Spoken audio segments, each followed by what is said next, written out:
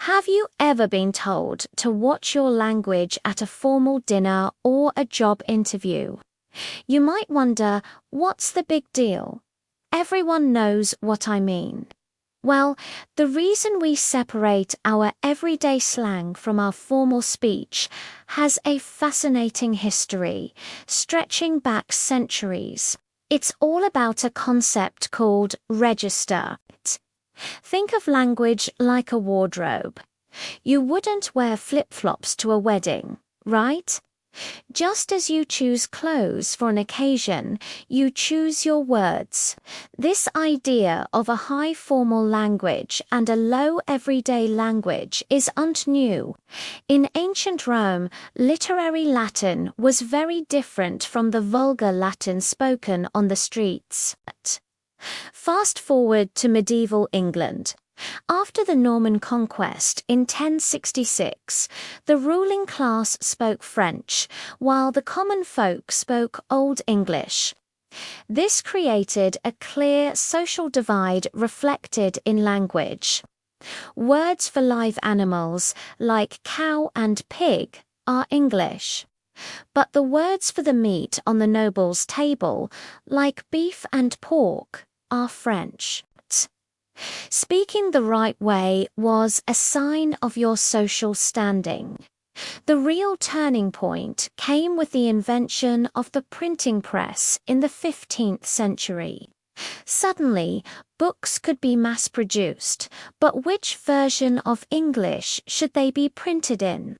Scholars and printers needed to standardize spelling, grammar, and vocabulary. This led to the creation of the first dictionaries in the 17th and 18th centuries, most famously Samuel Johnson's A Dictionary of the English Language in 1755. Johnson and his contemporaries acted as gatekeepers.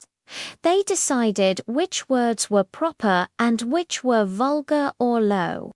Slang, by its very nature, was seen as fleeting, uneducated, and unsuitable for serious, printed works. This attitude was cemented in the Victorian era, a time obsessed with etiquette, social hierarchy, and respectability.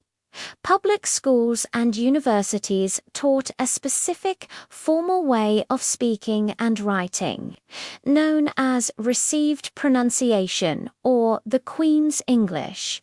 Using slang was an immediate signal that you were from a lower social class or lacked a proper education in business, politics, and academia.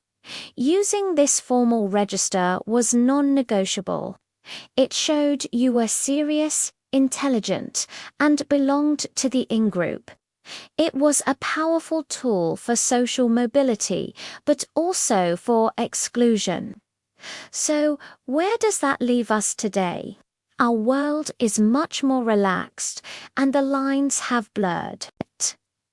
The internet and social media have made slang spread faster than ever, and many informal words have crossed over into mainstream use. Think about words like cool or awesome. They were once slang, however, the core principle remains.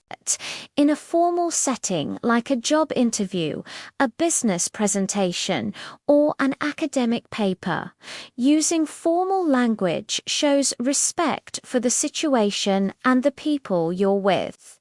It demonstrates that you understand the context and can adapt your communication style. It's not about being fake. It's about being effective. Knowing when to switch from your casual, everyday slang to a more formal register is a powerful skill. It shows you're not just a good talker, but a smart communicator. So the next time you bite your tongue to stop a like or an oh my god from slipping out in a meeting, remember you're taking part in a linguistic tradition that's hundreds of years old. It's all about choosing the right tool for the job. Thanks so much for watching. If you found this little trip through language history interesting, please give this video a thumbs up and subscribe for more. See you next time.